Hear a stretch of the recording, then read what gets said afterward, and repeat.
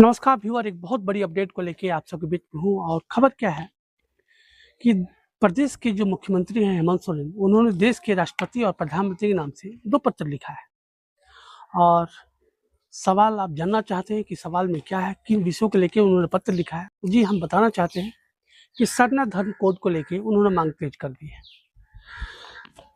सवाल महत्वपूर्ण क्या है कि अभी हाल में ही 2027 की जनगणना की हम लोग बात करें तो प्रदेश के जो मुख्यमंत्री हैं उन्होंने सेल्फ स्वगणना करके कि जो 2027 में जो जनगणना है उसकी शुरुआत की है।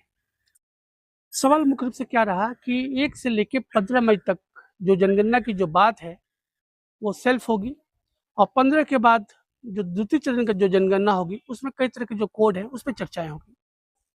सवाल मुख्य रूप से हेमंत सोरेन ने अपनी चिट्ठी में कहा है कि सरना धर्म को मानने वाले जो लोग हैं उनकी अपनी एक अलग पहचान है, विशिष्ट उनकी परंपराएं हैं। महत्वपूर्ण रूप से ग्राम की जो पूजा है, जो कुल देवता की जो पूजा होती है, जो सरना धर्म जो स्थल है, उसके साथ साथ जो प्रकृति के जो उपासक है। महत्वपूर्ण रूप से उन्होंने जिक्र किया है कि 2011 की जो जनगणना हुई थी उसमें सरना धर्म कोड न होने के बावजूद भी देश के जो लाखों आदिवासी समाज हैं उन्होंने वो धर्म कोड के जगह पे सरना धर्म लिखा था। इससे उनकी जो पहचान है उसको समझा जा सकता है। प्रदेश के मुख्यमंत्री ने कहा कि सरना धर्म के आने से जो समाज की जो गिनती है वो गिनी जा सकेगी, जिससे कारण जो नीतियाँ बनेगी भविष्य में उससे उनकी पहचान बनेगी। उस हिसाब से आगे विकास संबंधी जो भी नीतियाँ बनेगी उसका लाभ आदिवासी समाज को, जो जो धर्म प्रेमी है, जो प्रकृति के प्रेमी है, उनको मिल सकेगा। अब ये जो पत्र है देश के प्रधानमंत्री के पाले में है, देश के राष्ट्रपति के पाले में है। अब देखना तमाम सवालों पर दिलचस्प होगा कि जिस तरह से प्रदेश के मुख्यमंत्री ने 2027 के जनगणना में सरना धर्म कोड की जो मांग है 2 महत्वपूर्ण शख्सियत से कर दी है, जिसमें प्रधानमंत्री हैं, जिसमें महामहिम राष्ट्रपति हैं। अब इस सवाल पे क्या कुछ आगे कार्रवाई होती है तो देखने वाली बात होगी। लेकिन मुख्यमंत्री ने जिस तरह से गेंद केंद्र के पाले में फेंका है, अब सवाल बड़ा हो गया।